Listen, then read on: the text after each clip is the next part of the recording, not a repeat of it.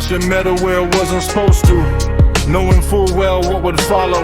Death in this context is only a consequence. Who will be next is a very interesting question. I'm guarded by vigilant security forces. Thank you very much for not letting me into the organs yet.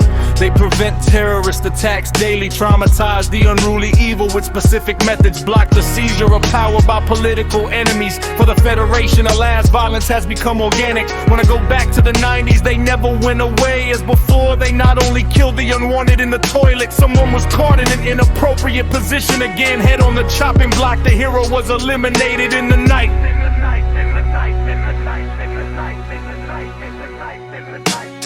He knew too much and meddle where he shouldn't have, knowing full well what would follow.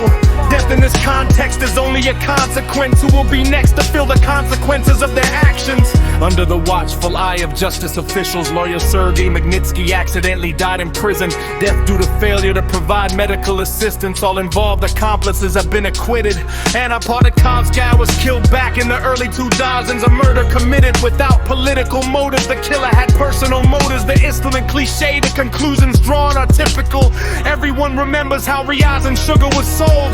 Security forces were behind the apartment building explosions and making accusations. He made overly broad statements. Litvinenko was poisoned in London with polonium. Boris Nemtsov, an opponent of power grabs and dictatorship, shot in cold blood against the Kremlin walls. The mastermind naturally was never found. A bloody reckoning. What if during the investigation we find ourselves in the crosshairs?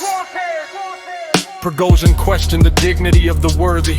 The outcome is tragic. He was blown up on a plane. He could have changed the course of history with the march on Moscow. Society's last hope lies beneath a tombstone. Sergei Skripal bears the official status of traitor. Our party does not treat traitors to the motherland kindly, although they declared it. Naturally, a provocation as usual, blaming the US for the assassination attempt. The hero's shaky glory fleeting in a moment. The supporters of the throne are crushed by the same press. Strelkov Gherkin was a watchful guard at the system's gates. Now he himself is imprisoned in a concrete sack. He challenged the authorities. The decision was banal. Such things are not forgiven. The end is traditionally bloody. He was poisoned with Novichok, later sent to the next world. The last and foremost opposition leader, Navalny. He knew too much and meddled where it was not proper, knowing full well what would follow.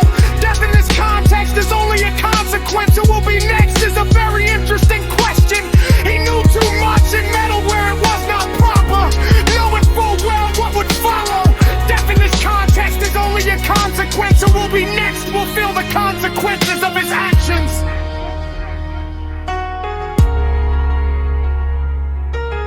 Who's next? That's a very interesting question.